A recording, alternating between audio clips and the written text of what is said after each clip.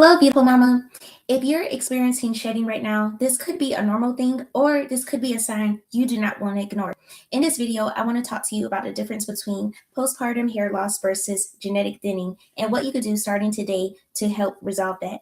So, when we take a look at the hair cycle, we have our anagen phase, which is our growth phase, and then we have our catagen phase, which is that transitional period, and then it moves over into the telogen phase, which is that shedding period. And when it comes to postpartum, after the woman gives birth, a few months later, they go into postpartum shedding. Now, I want to also note that not everyone could experience this, but some women that do experience postpartum hair loss, this happens later after they deliver their baby. And what's basically happening at their scalp is that their hair cycle has shifted into that telogen phase, and this is where they notice shedding.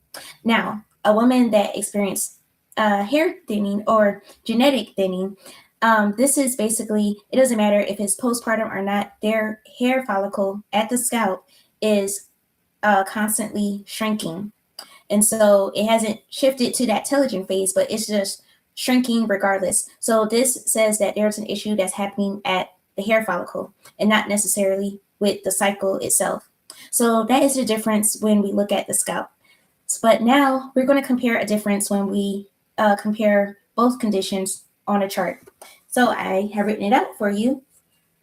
And over here we have postpartum and then our genetic.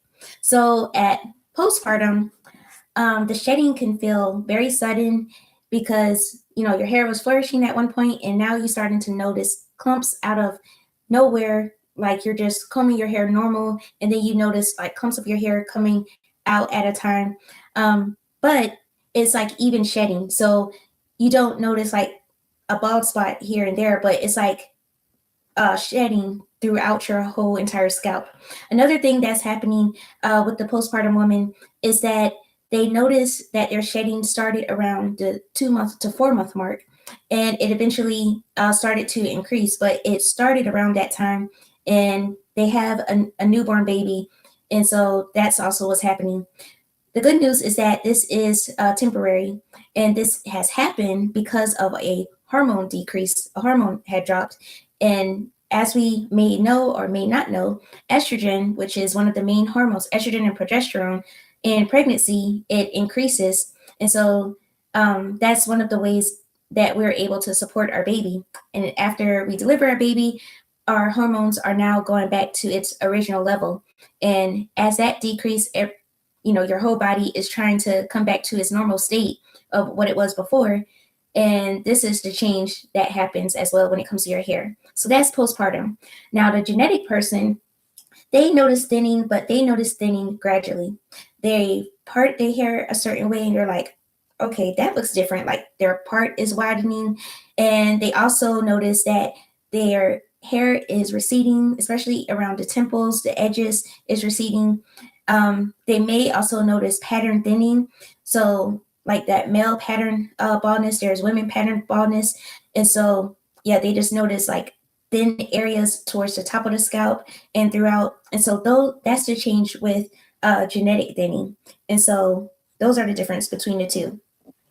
Now, how can we check our scalp when it comes to this? Because you just had your baby and you want to make sure it's not anything to do with your genetics.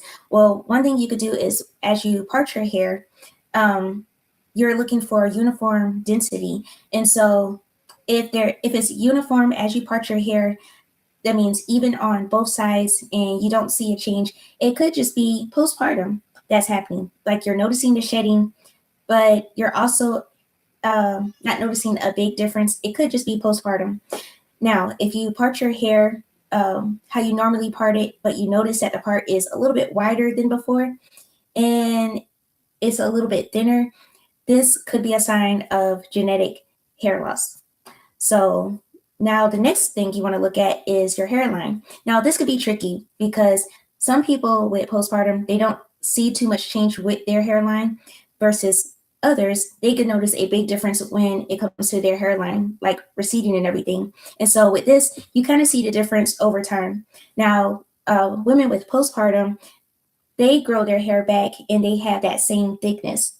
But a woman that has experienced genetic thinning, they notice that as some hairs come back, it's a little bit thinner if it comes back, because unfortunately with genetic thinning, um, I said that the follicles, they tend to shrink, and so if that person don't catch it in time, those those follicles that shrink, it could eventually be permanent, and so it depends on what that is. But now we're going to look at the timeline. So going back to my board, this is my timeline chart or timeline. So at after birth, around this mark, you don't see any changes.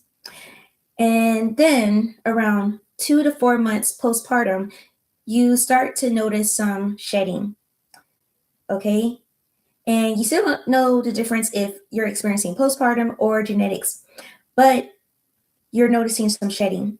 Now, after the 4 month stage, you may start to notice even more shedding. This is at your peak. If a woman that's experiencing postpartum shedding, they may notice a lot of shedding towards the 4th month to 6th month mark. And this may be a lot for some, this may not be a lot for some people, but it all depends. And then around the 6th to 12th month postpartum, that person hair will start to regrow. Like the shedding starts to die down, and you don't notice as much as you did before in this 4 to 6 month mark. So that is the difference. This is a sign that your body is recalibrating itself. So this is still good. Now, if you're 12 months plus postpartum and you're still thinning, then we need to dig a little bit deeper, because you could actually experience both of them. So you could have postpartum and you could also be experiencing genetic thinning. The thing about postpartum is like it exposes what your issue was underneath all along. So with genetic, like I said, you gradually see it. And so it could be so subtle. If you're not paying attention to your hair and like taking pictures and everything, you probably won't even notice a big difference.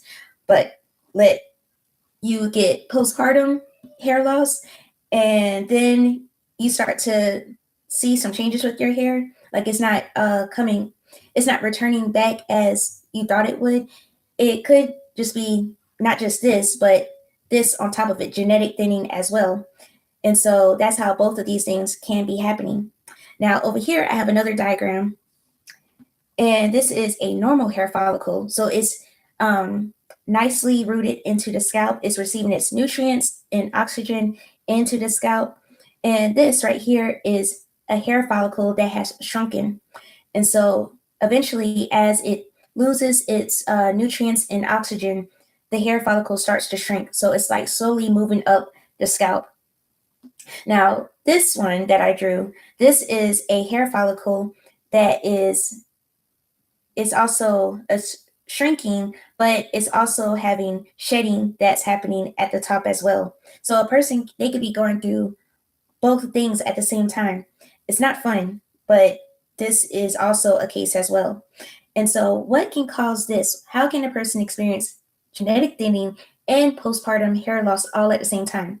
Well, there are 4 things you want to pay attention to. The first thing is paying attention to your iron, making sure your iron levels are still at a good rate, because like I said, your hormones drop, but it doesn't just drop with your hormones, but it drops with your nutrients as well. And so this can occur with iron as well as your ferritin, which the ferritin helps store the iron. So if your ferritin levels are low as well as your iron, then this is going to affect how you're able to store your hair as well. Then on top of that, there's your thyroids. If your thyroids are imbalanced, then this can affect how the nutrients are going to your hair. And then you have protein deficiency. So if you're not eating enough protein, then this isn't going to keep your hair stable as well. And then you want to look at inflammation, not only with inflammation with how you eat and everything, but also with your products as well. Because if you're experiencing inflammation from your diet, as well as hair products that you use, like not washing it out correctly, and it's causing a buildup as well, you could be experiencing damage attacks that's coming in from both sources. And so that could be very frustrating. And so now, what can we do with this? If you're postpartum and you notice that you're in that timeline, like I said, you're in that window of shedding 4 to 6 postpartum or around this phase, then be patient. Always continue to take your supplements and continue to support yourself with nutrition, like making sure you're eating enough protein and enough iron-rich foods, and continue to like care for your scalp, like wash your hair and everything, and have low tension styles. Don't wear any tight hairstyles because this can also affect your hair as well, especially around your edges. Now, if you find yourself that you're experiencing genetic hair thinning, then you want to focus more on scalp stimulation, using products with caffeine that's going to help revive your scalp, as well as doing like scalp massages and making sure your scalp is nice and clean. Nutrition plays a part in it as well. So making sure you don't eat like a lot of like sugary foods and everything, and paying attention to that inflammation, and you want to be consistent with that. Now, it doesn't just stop there, but those are just a few tips that I have for both people. Now, if you're unsure, you're like, I'm not sure if this is postpartum or genetics. It could be both. It could be this one. It could be that one. It could be neither. You want to make sure by tracking your shedding, paying attention to how much you're actually losing. And pictures help me a lot. I know I don't share all my pictures, but I like to keep like a lot of pictures on my phone because this helps me to see where I'm at, and it also helps me to track my growth or how much I'm losing. And then you also want to consider labs as well, like getting your blood tested to see exactly where you're at when it comes to like your ferritin and the rest of your body, and vitamin D as well. So that is it, guys. I just wanted to share the difference between the two. I pray that this has blessed you. Make sure you subscribe for more faith and hormone hair tips, and also share with someone that comes to mind. Comment below thinning if you want to see more videos like this, and I will talk to you next time. Have a great day, guys. Bye.